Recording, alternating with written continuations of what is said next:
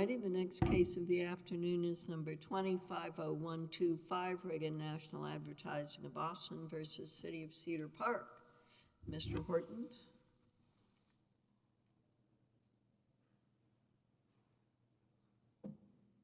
Thank you, Your Honor. Yes, sir. My water, I'm sorry. Thinking about my mask, I forgot my water. Please, the court. Having listened to the prior argument, I can say gratefully this case does not have a great and extended factual record. This is a relatively simple case. Speak up a bit, please. I'm sorry, my ears are stuffy. That's fine, Your Honor. I feel a little like I'm in a cave myself right now. There's no factual record, but there's an incredibly convoluted ordinance. That I would agree. The most convoluted I've ever seen. So That's part of putting it mildly. That I would agree, Your Honor, and that is actually why we find ourselves here today. I guess I should start, Your Honor. My name is Russ Horton. I'm here today on behalf of Reagan Natl Advtsng of Boston. And I should start, I think, by talking about what's not in dispute in this case, because while I agree the statute is quite convoluted, there are a few things that I don't think the parties dispute here. This city ordinance basically establishes a demarcation between on- and off-premise signage that is content-based, and the definition of off-premise signage is broad enough that it necessarily captures and regulates non-commercial speech. In this particular case, the trial court, I believe, correctly found that because there was a content-based restriction in its demarcation between on- and off-premise signage, that was a content-based restriction, and as a content-based restriction that impacted non-commercial speech, strict scrutiny should be applied. Why don't you explain to me why the principle of constitutional avoidance doesn't come in here? I realize that the prior panel went through all these hypotheticals about, oh, you have to read the sign and all that. Well, we'll find out whether the Supreme Court is interested in that. But, you know, I think it's pretty clear what the city was trying to do, notwithstanding my colleagues here. And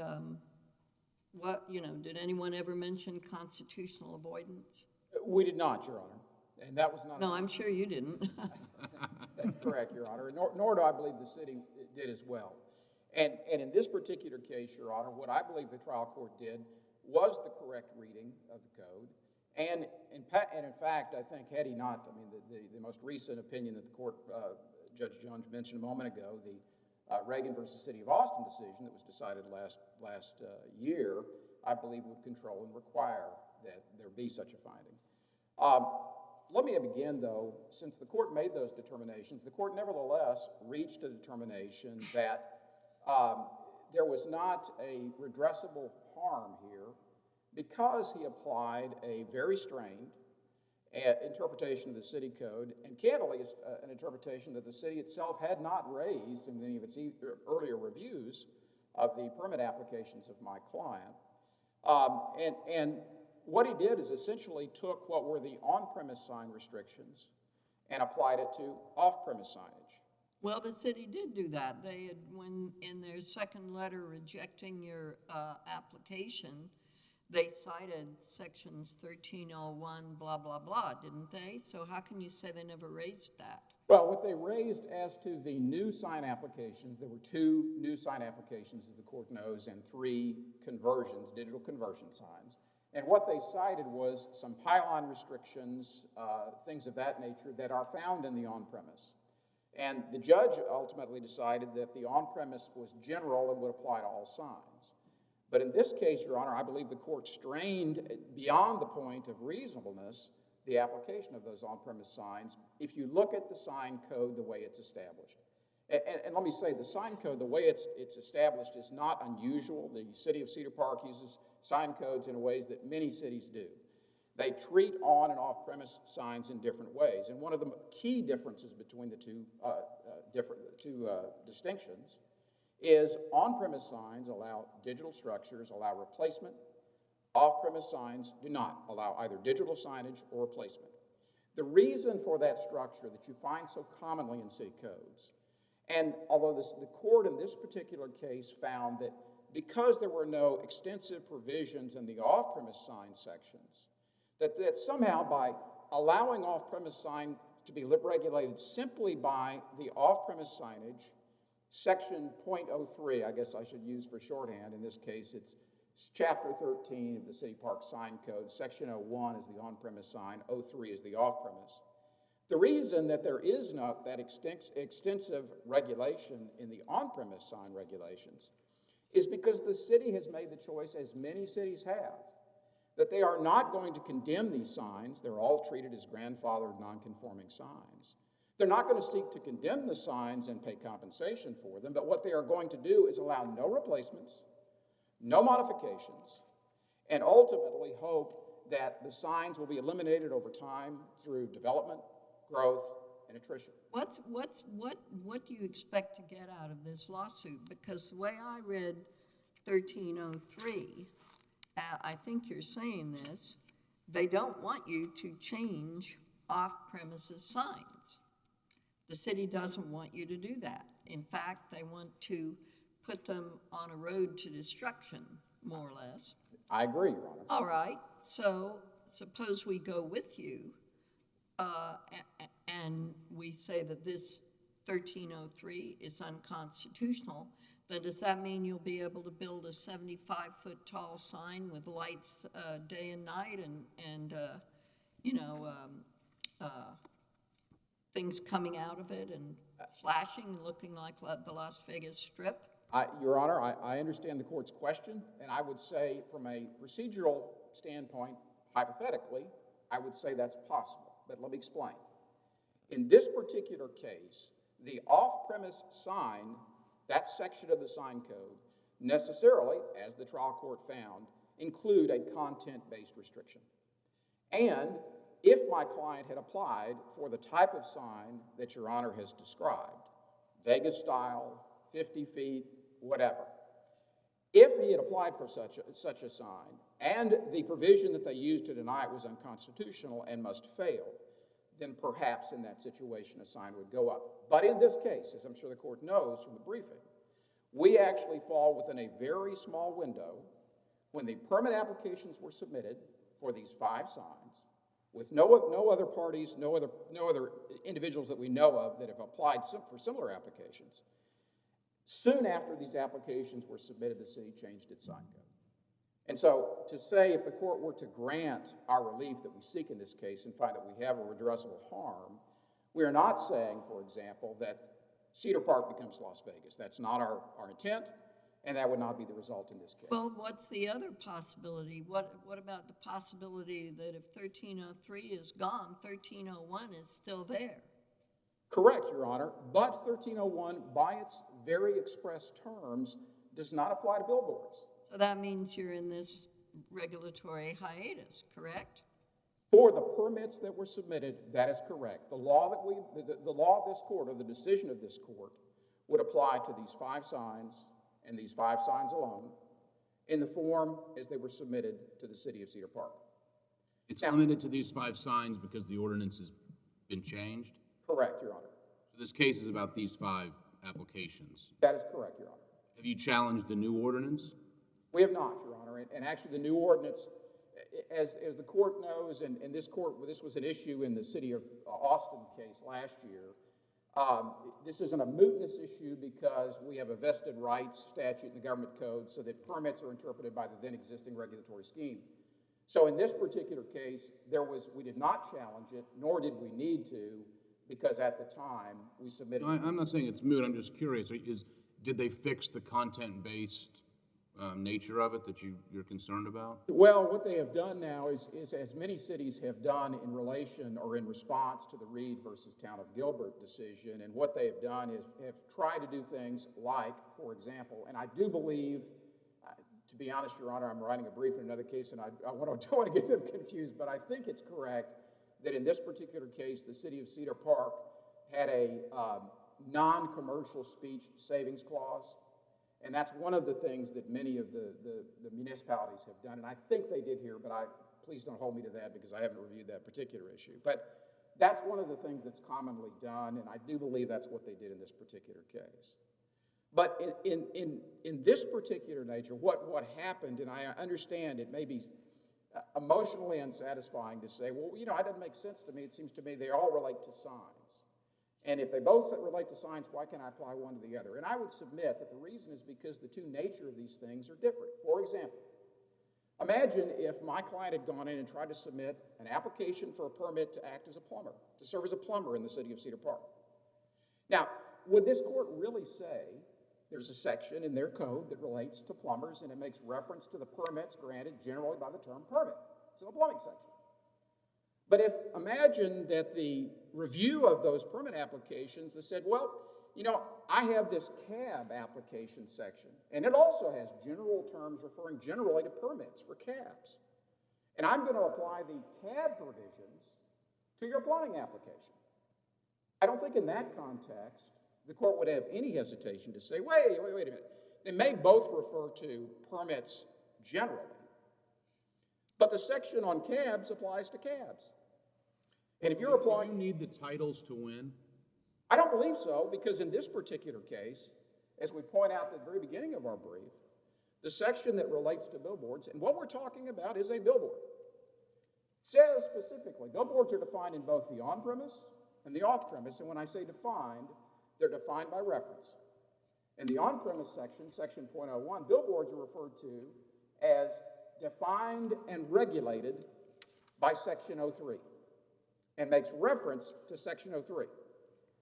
That one provision must be ignored, written out of the code in order to reach the redressability finding and no standing that the trial court reached in this case. What did the trial court say? That it's also a pylon, and so therefore we can look at a provision in 01 that would rule out this? It's not called a billboard anymore. Now it's a pylon. Correct. Pylon, Tell me just why is that wrong? Because I agree with Judge Costa. It's the difficulty here is if I take away the titles, let's say I forget the titles, I throw them out, how do I know that 01 is only on premises, 03 is only off premises? well, you know because of the definitions contained within those sections. First off, Okay, they have definitional sections that apply to both, which just adds to my confusion. I'm not sure I understood the very... Well, the definitional section in 01 applies to 03 in some way, doesn't it? Well, in the case of billboards, for example, it does make reference to the 03, but it says specifically that as to billboards, which I think everyone concedes what we're talking about here, that it is defined and regulated by that section 03. Now, the pylon sign refers to, I think, the structure of the sign itself. But again, that is contained within the on-premise regulation. And the billboards, as most billboards are themselves pylon signs, but they're not treated as pylon signs in the on-premise. They're treated as billboards. Texas law doesn't say that you have to totally disregard the titles, does it? No, Your Honor. I mean, it just says that you construe that as part of the statutes, the ordinance. I think I understood you, Your Honor. I think you would agree with me when 1301 says on premises and 1303 says off premises. If the rest of 1303 is consistent with off premises regulation, then it's consistent with, and 1303 governs off premises regulation. Yes, Your Honor, I believe if I understood the court's question, I believe I'm sorry if you don't, yeah. Yeah, no, there's a little echo in here, I think, so it's a little Yeah. hard sometimes. But again, Your Honor, what we're saying here is, look, you don't get to simply say, let's assume for a moment that you just do away with the titles, even though the titles give everybody some understanding of what the section means and what it applies. But even assuming you did away with the titles, the definitional sections necessarily apply and take you right back in the same place you would otherwise. It takes you to section 03. And so for that reason, Your Honor, we think the trial court erred by going through and finding that by disregarding the titles, by essentially, to our way of thinking, rewriting the code and not applying the code as it was commonly, as I think anyone would commonly refer to it, that he could then find that our claims were not redressable and therefore he need not reach the Constitution. Would we be here if there were any evidence that Reagan were a non-commercial sign company? I mean, you had to really drag in the idea that, well, we might put up a non-commercial sign someday. Well, Your Honor, respectfully, I would disagree, because I think the evidence of the record was fairly, I don't have the reference right now, but I think the record was pretty clear that my client has sponsored a number of artistic programs around the city of Austin, including the Cedar Park area, and that there are lots of PSAs and other types of signage that placed up there. So we have art, political speeches also. Is any of that in the record? I'm sorry? Is that in the Yes, record? Your Honor, it is. I apologize, I don't have the record reference here as I stand right now, but I can certainly submit that to the court. So I'll save the rest of mine for rebuttal, Your Honor.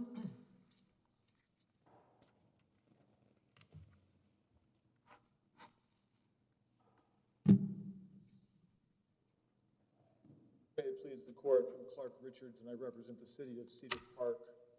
I want to start by addressing a couple of questions that were raised, and for doing, I want to apologize for a typographical error in my brief that Mr. Horton pointed out in his reply brief.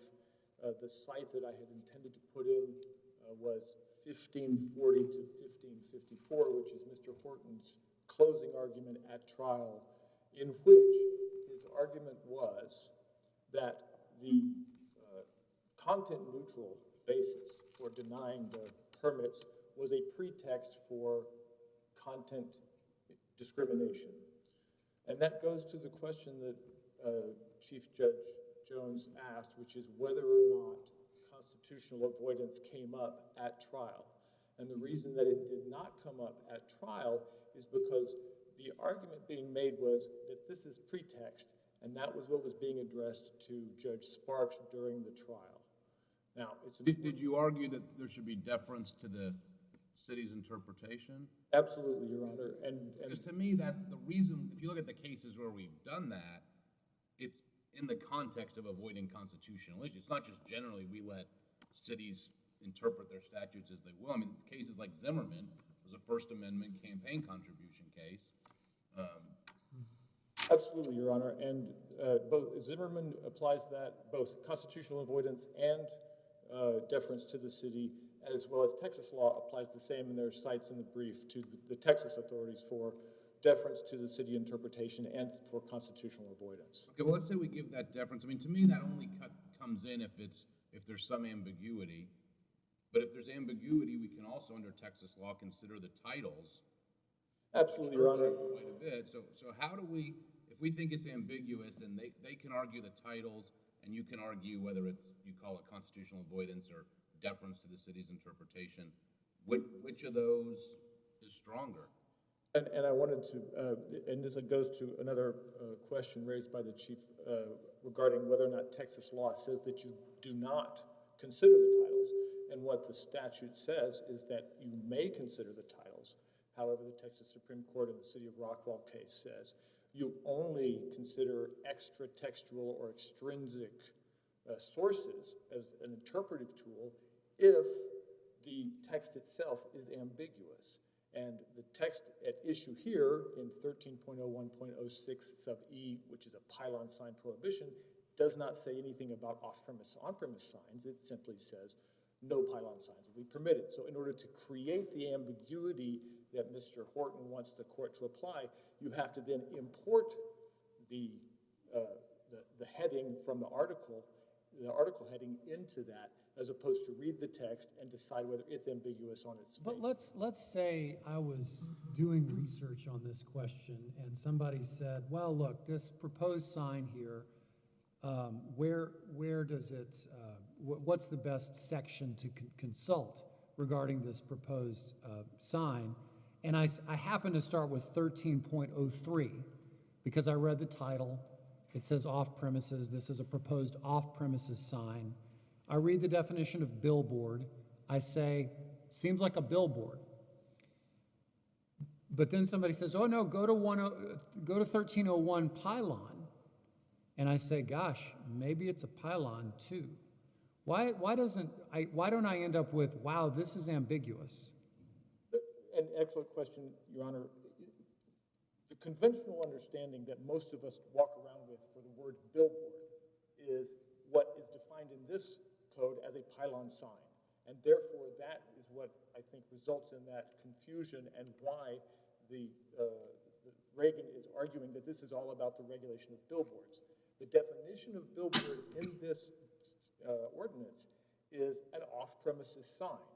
And so it has nothing to do with whether it's on a pylon structure. It has to do with whether or not it's an off-premises. So it can't be both? I mean, is this sign both a billboard and a pylon sign? Yes, Your Honor, absolutely. These signs are prohibited as pylon signs. They're also prohibited as billboards. However, So it's not ambiguous then as to which article I should look at, 01 or 03?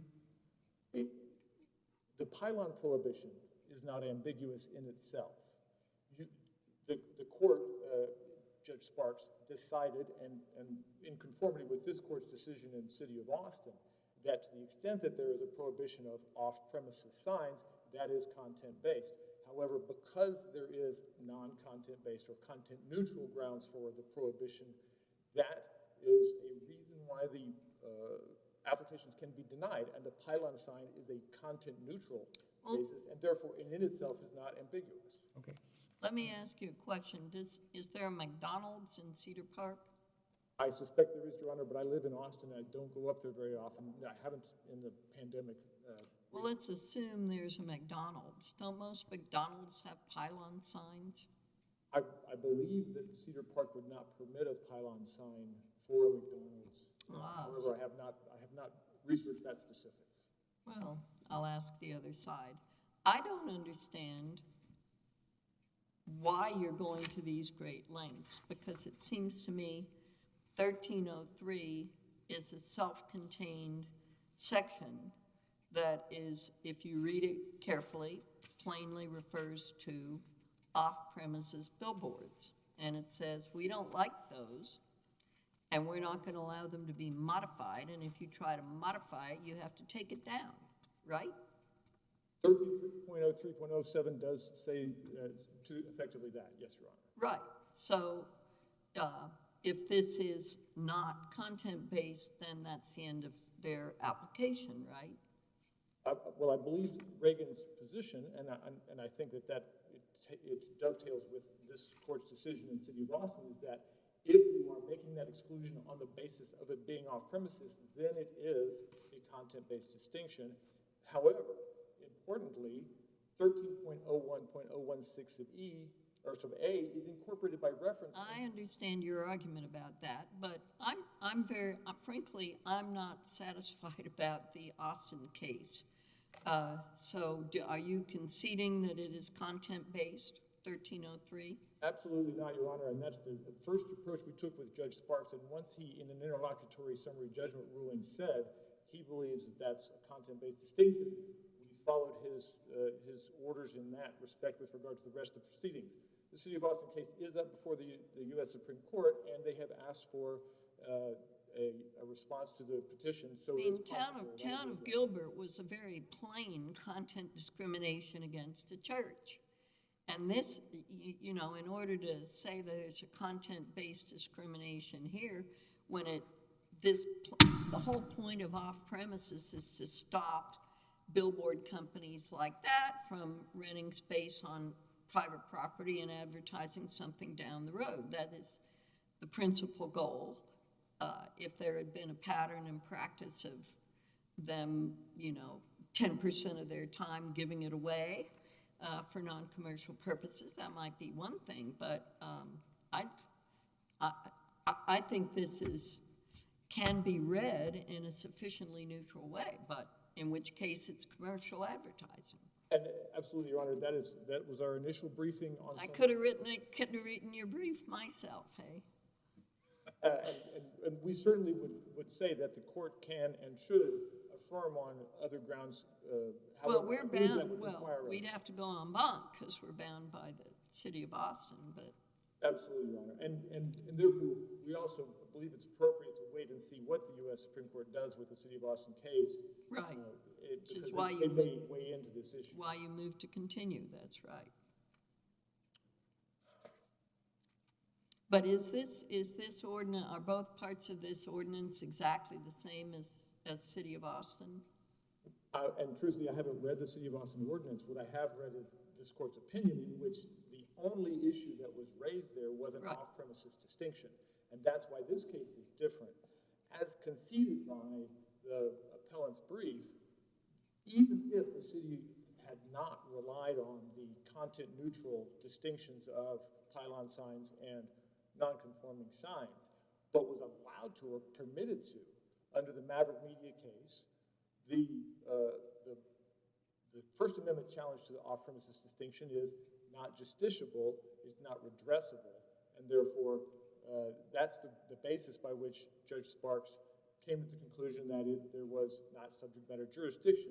And in that, he was following the precedence of 7 other circuits, the 3rd, 4th, 6th, 7th, 8th, 9th, and 11th, that have all reached that same conclusion when faced with sign codes that had content-based and non-content-based grounds. The City of Austin case, the only issue addressed by Judge Pittman and by this court was was the off-premises distinction, and that was the only issue to decide. I believe, and I was frankly surprised in the Ford Motor Company case that I found where this court said it follows Texas rules in interpreting Texas statutes. I believe the authorities that I've pointed to show that you do not look to the heading of the article until you find an ambiguity in the text itself, and that you defer under Texas rules and Texas law to the interpretation as long as it's reasonable, and that you also avoid constitutional conflict whenever possible. However, I believe that the U.S. Supreme Court's decision in the Piccadilly case is particularly instructive, and it follows the same rules that the Texas law follows. And in Piccadilly, the court was looking at a subsection of the bankruptcy code and deciding whether or not a plan confirmed under this section or under this title was referring to plans that had already been confirmed or plans that were yet to be confirmed but were eventually confirmed. The court then, on the basis of contentions from both sides, concluded that there was an ambiguity in the terminology because the term under this title could mean a plan that has already been confirmed or a plan that is yet to be confirmed but is eventually confirmed pursuant to this title. And only because the parties had differing and possible contentions that this was susceptible to 2 interpretations, only then did the Supreme Court look to the subchapter title, which was Post-Confirmation Matters. It would not have consulted that as an authority if the language had been unambiguous and was not susceptible to 2 interpretations. So if you look at the language that prohibits pylon signs, nothing in there creates an ambiguity in and of itself. The only way to create the ambiguity is to say, well, wait a minute, let's back up a few pages, look at some language in a title heading a few pages prior, and then decide, does this apply only to on-premises signs or does it apply only to off-premises signs? So your position is that this .03, section 3, just is supplementing, the first section sets out general rules and section 3 supplements for off-premises. My position is that perhaps the original drafters hadn't thought through everything as carefully as they should have. Well, let me ask you another way. Is there anything in 03 that applies to on-premises? I do not believe that there is anything specific in 13.03 that would be easy to argue as an on-premises distinction. Right. So, well, okay. Maybe. Okay, I guess I took your position to be 01. Jesus.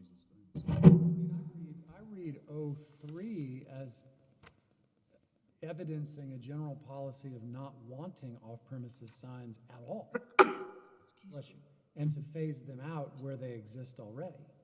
I believe that's a fair characterization, right? Your Honor. Yeah, I mean, that's how I understand it. And then 01 is regulating on-premises signs, and so it has to be more complex.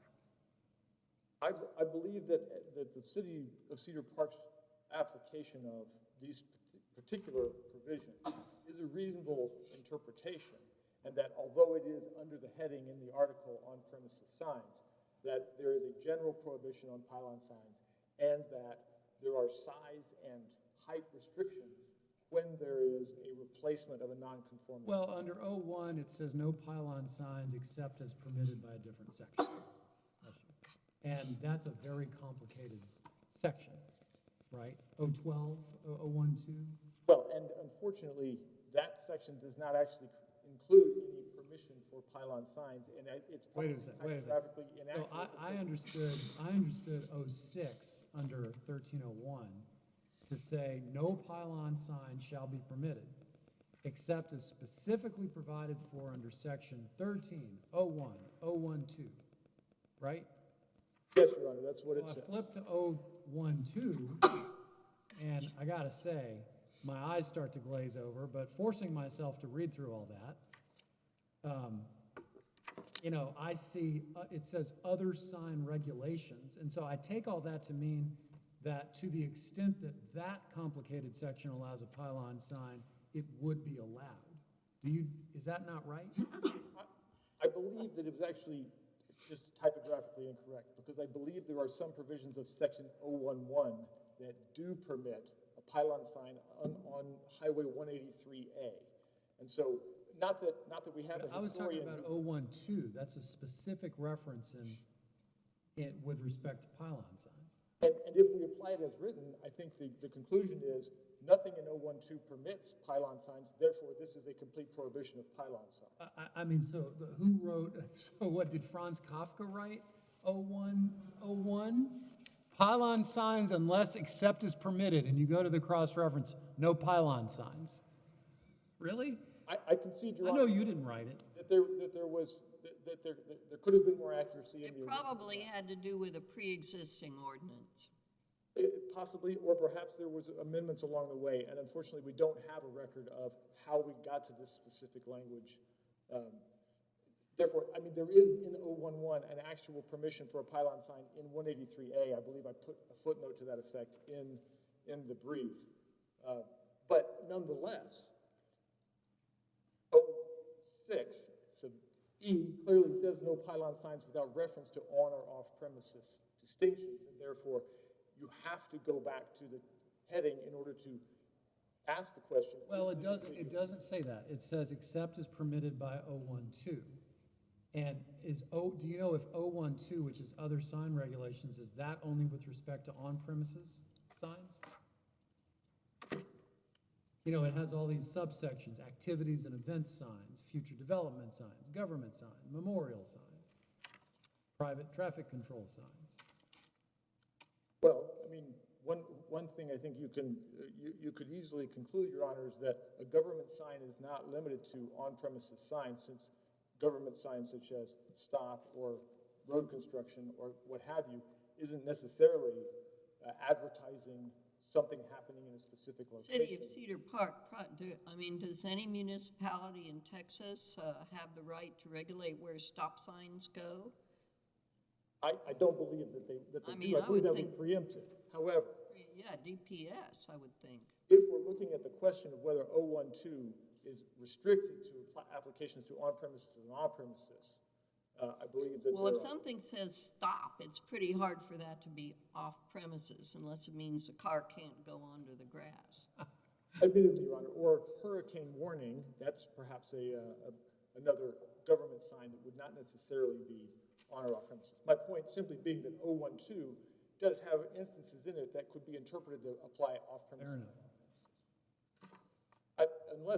Suppose further questions, I'm prepared to see the rest of my time. suppose we agree with, suppose we're constrained to follow the Austin case and find that 03 is unconstitutional, then what do we do?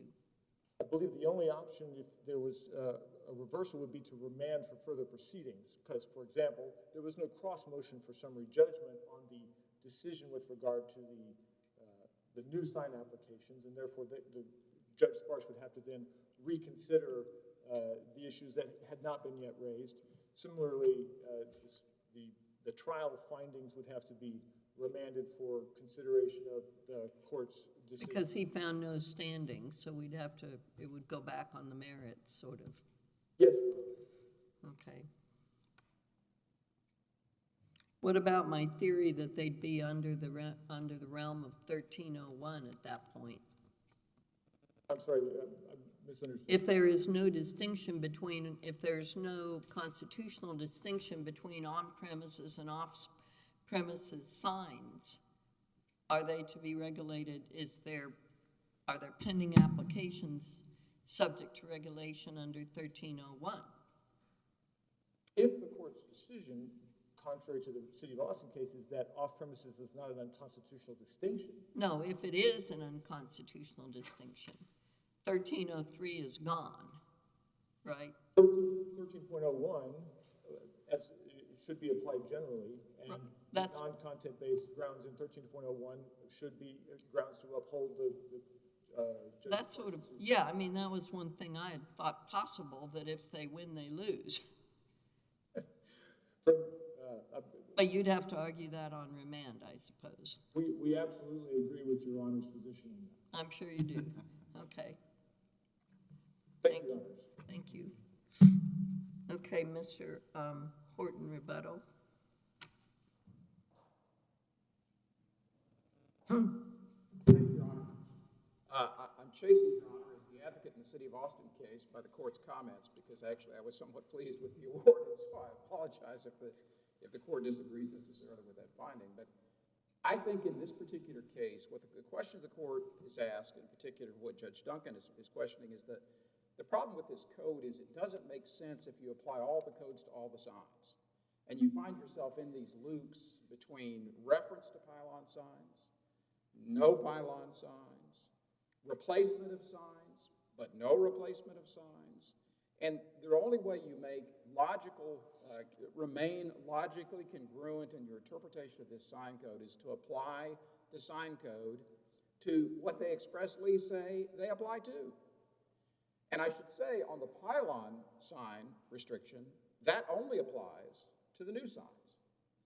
Ironically, what the court pointed out a moment ago, Judge Duncan, about the pylon signs seem to point to Section 02 that would allow signs on 183A, which is a toll road in the northwest side of Austin. That's where the new sign applications were made, was on 183A. But if the court were to find the pylon restriction applies, that only applies to the new signs. The existing signs are grandfathered, non-conforming signs, non-conforming billboards, as that term is defined, in the off-premise section of this particular sign code. Your Honor asked about McDonald's. And in candor, Your Honor, I don't know if there's a McDonald's in Cedar Park. I don't live in Cedar Park. But I would say, ironically, and there is evidence in the record here, Your Honor, that the city operates a digital off-premise sign at the Cedar Park Center. Advertises for off-premise. It's not Well, the city can do what the city wants to do, can't it? I'm not arguing that point. But when the court was asking about other signs, that was in this record. And I also want to make it clear that, and again, Your Honor, I didn't bring my entire record here with me, but I know exactly where it is.